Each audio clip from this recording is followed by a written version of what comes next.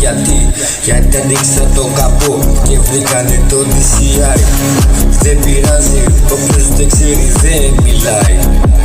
Με τα πολλά θέλω να μιλήσω και να ξεφτυλίσω το ξεφτύλα της Κερκύρας που το μάγκας μέσα από το Instagram και νόμιζε γαμά.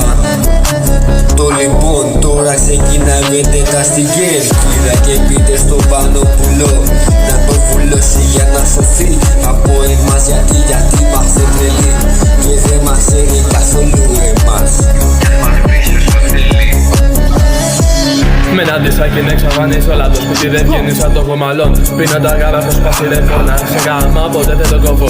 Πατώ τέρμα το βγάζει, μ' αρέσει ταχύτητα σαν καμικάζι. Κανείς ποτέ δεν θα με φτάσει, εγώ το πράγμα μες στο σιρτάρι.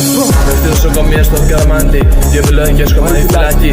Λαμπούνε πίσω απ' την πλάτη μου, αλλά μπροστά ποιος θα τα πει. Το πίσω η τυφά, παλιά πουτανά, γι' αυτό δεν εμπιστεύτηκα ποτέ πουτανά. Κάσα ρε βλάκα σε γάμο για πάντα και με έναν κόλπο σου παίρνω όλα τα χρόνια. Παίζω φαργά, παγωνομά και έχω να μες στα καφάκια. Καλοκαιριά κι όλα καλά, πίνω και μου κάνει μάγια. Παίζω φαγκά, παρόνομα και έχω να μες στα καφάκια. Καλοκαιριά κι όλα καλά, πίνω πάλι κι με